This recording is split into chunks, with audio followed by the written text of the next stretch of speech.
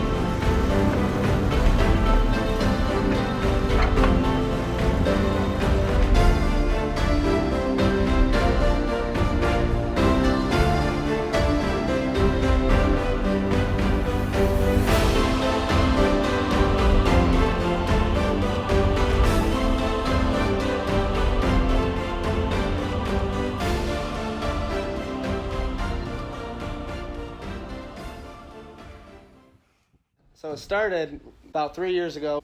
Me and Josh we started talking about an elk hunt, and we started talking about different hunts, and next thing you know, this Hawaii trip showed up, and I was pretty interested, so we got to talking, and next thing I knew, I ended up in Hawaii hunting access, and probably won't be our last hunt together.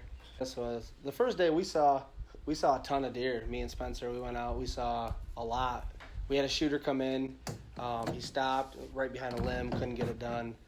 So the next day we woke up after a really good day, and I went to a place, my buddy killed his the day before, and he came in about 120 yards, and we had a lot of deer in front of us. I'd say at least 100 to 120 deer, 130 deer come down through there, and we picked one out that we really liked, and I shot, and everything else from there is history. I can get in there. All right, Spenser, let's hear the story real quick. Why are you doing this? Day 5. Yep. Everyone's tagged out. I missed a buck the second day. Came in here. Had to get it done tonight because we're shipping all our stuff out tonight, all our heads. We did a drive. Dom, Josh, and my main man, Koo. They pushed the whole hillside. Probably saw 100 does, not one buck. So then we came down onto the flat, we glassed back up onto the wall, nothing. Taylor, yeah, I got it. It was about 6 o'clock. I gave up in my head thinking, I'll wait till the morning. For some reason I glassed back up on the wall, this buck's just standing there, lone, sitting there, kind of quartering uphill right. As soon as I saw him, I'm like, all right, I'll shoot him. So we freaking get ready, get set up. First time we saw him was 460. Goes into the trees. Sorry. Get repositioned. Get in on him at 380. Realize his front left leg's broken. He's all messed up. There you super go. skinny. Okay. Buck was messed up. Hold on. And Josh and I and Koo came up here, and I plugged him at 30 yards.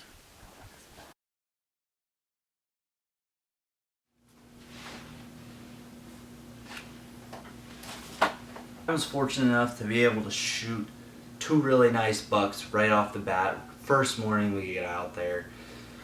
I ended up going out with Koa the first morning, Jordan, and we set up on this tree. We actually broke a line of about I don't even know how long the line was. We ended up breaking the line. We saw probably about 200 deer just with our headlamps.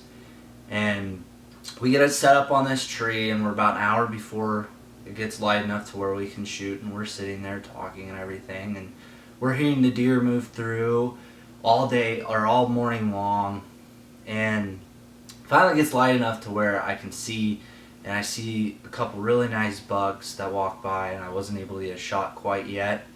And then finally the sun rose up, and we got busted by a doe that was probably about 30 yards away from us, and straight downwind. She just busted us, ran everything off. But anyway, I get set up on this buck that ended up coming right after we got busted, and he's at 130 yards, and I shoot, he goes down, and I rack another one, and Jordan's yelling at me, find a doe, and I'm trying to find a doe, and all I'm seeing are big bucks. And then finally he's like, shoot a buck. Well, it was kind of a smaller one than all the other ones that I had seen, so I get up on him and I shoot him, and he was about 200 yards hard quarter, and it worked out perfect. So that was kind of the story on those ones. We probably saw about 600, maybe 700 deer in the total of 3 hours. It was nuts. We saw so many deer. So cool. And then on the story on my doe, I got set up on her, and she was about 240 yards away. I was fortunate enough to get it on video, and she kept going in and out of the mesquite there, and I finally got an opening, and I took it, and I shot her, and then I shot her again just to make sure that she would die quick. But after that, I processed all my own meat and was able to get the deer hung up and everything, and the meat will be sent to me from Koa. It's pretty inexpensive to send the meat that way rather than checking it on as a bag. So that's the plan, at least, anyway. But that was pretty much it. That was the story. And like Dom said, the rest was history.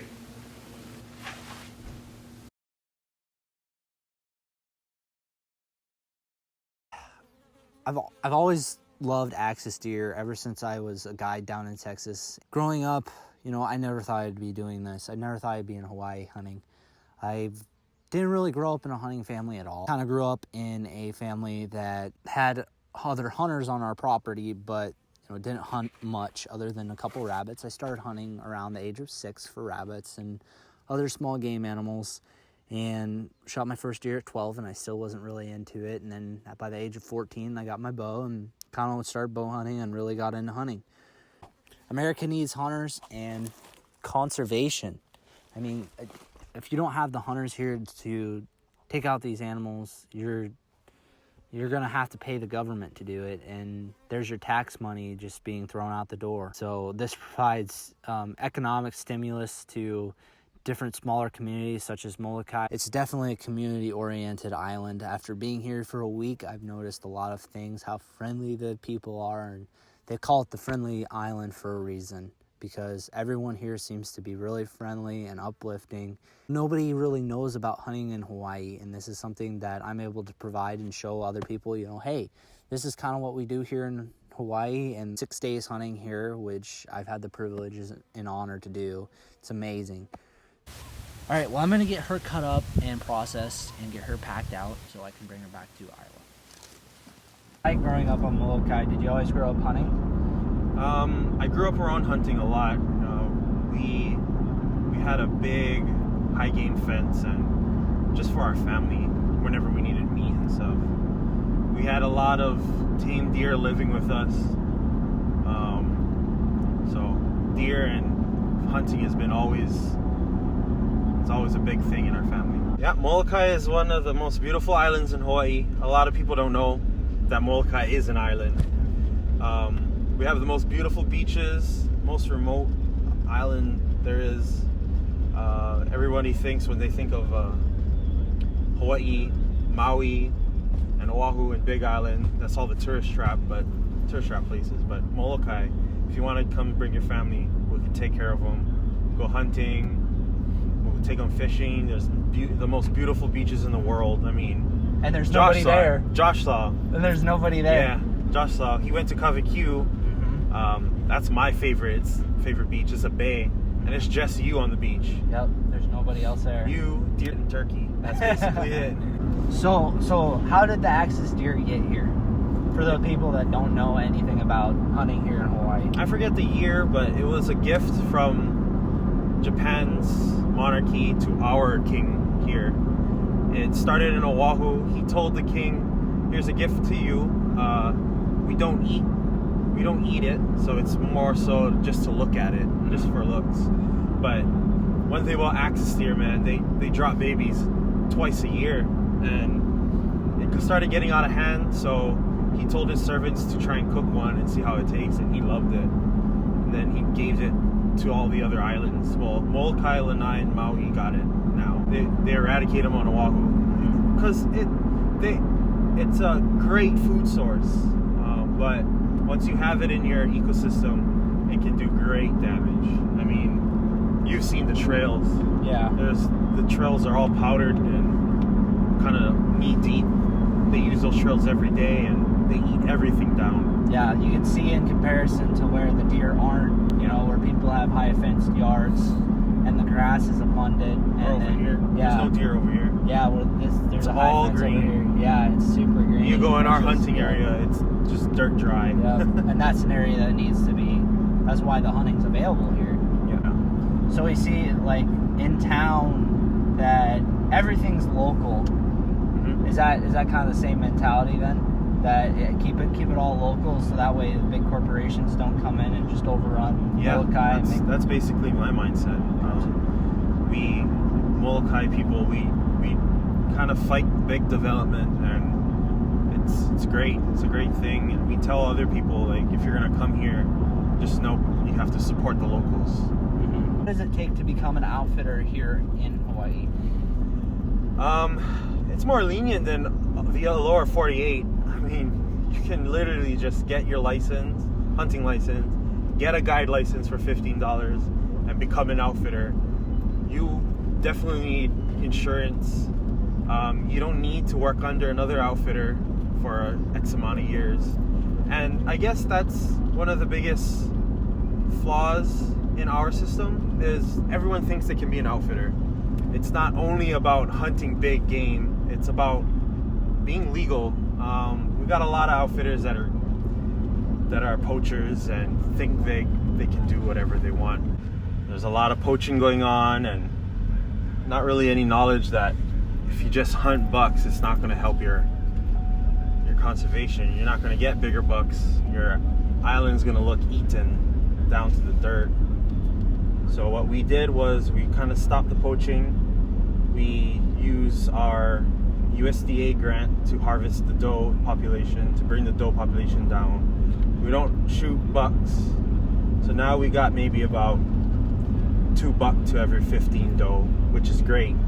Every year we see bigger trophies, greener mountains because of this. It helps out all the other hunters around us. What do you do with all the meat? If, say, a hunter doesn't want the meat, what do you do with it? We can take them, we give them to our family, we love deer meat. I mean, axis deer is the most tasting deer meat, venison in the world. And you can ship it too, so. Yeah, I'll ship it. Yeah. I can ship it. Yeah, we give to our family whatever they need. We give to parties here. My dad used to give his USDA meat to the elementary schools. You know, something natural and local, a food source that the children, the keiki, can eat. Yeah, we can grind it down. You can practically make anything with it. Next time Josh comes, I gotta make him the axis deer burgers. Yeah. I was holding out on him. I'll be making some, don't worry. I'll be making a bunch when I get back home. The hunt was as easy as I expected it. There's a lot of animals. We're used to Western hunting. We didn't have to work nearly as hard. You hunt the first hour, the last hour, so you can mess around during the day. We didn't need to bring guns, which was huge. They run a good operation. A lot of bucks, way more does. saw a herd of 300 deer. Never seen that before. That was cool. And I could shoot them. It was just hard getting a shot. But all in all, the hunt, it was fun. You don't need big, sturdy boots. You don't need all this gear. If anything, rain gear. They hunt in freaking slippers. So I liked it a lot. It was fun. What did you think of their management practices, like the quality, like they're doing the USDA hunts, federal USDA hunts? What did you think of that? The USDA hunts, I think those are awesome. I think they came to the right spot. There's a lot of animals in one zone, and they need to be managed correctly, which USDA is hopping in. Desmond's doing his thing. When we were there, they took out 18 does. I think that's awesome because hunters like us come in, we travel across the world, we don't want to shoot does. I don't. I didn't come there for a doe. I mean, it's different. Josh harvested a doe for hide and meat. That's awesome. I think they need to do more doe hunts. It's funny, we were at the airport in Maui and they're actually snaring axes to get them off the preserve that they created. So I think the management that they're doing is on the way to where it needs to be. They need to kill more does. There's too many animals in one spot. I've never been to Africa, but I've seen Nat Geo, and it's literally safari trails. It looks like Africa. All deer. Length of a wise on a trip, what do you think you would recommend for a trip? If you're say rifle and bow. So for rifle, how long would you go? So just expect to pay for a third day. Yeah. Pay the extra $300 for a third day because it's definitely worth it. It could easily happen. There's tons of animals, so you easily could get a shot at a good buck or a doe. But I mean, 3 days is safe. Yeah. Just be prepared to pay for an extra day. 'Cause you never know. You don't hunt a lot. You can't hunt them during the day. They're in the thick trees. The mesquite, it's nasty. It's hot. You can't sneak up on them. They're freaking ADD whitetail. They're like jumping all over. Do you think they're more skittish? Are they the most skittish animal you've hunted? Yeah. Yeah. So what made you get into hunting? What got me into hunting, I would say, is antlers. I didn't directly hunt, but I love picking up sheds, just in general. When I moved to Wyoming, I started finding a lot of horns, and then I started getting into hunting and where the horns come from, why they fall off, is this big, why is this non-typical. No one in my family hunts.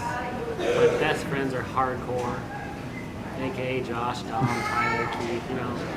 But what got me into hunting is the state of Wyoming and the opportunities and the game that was there.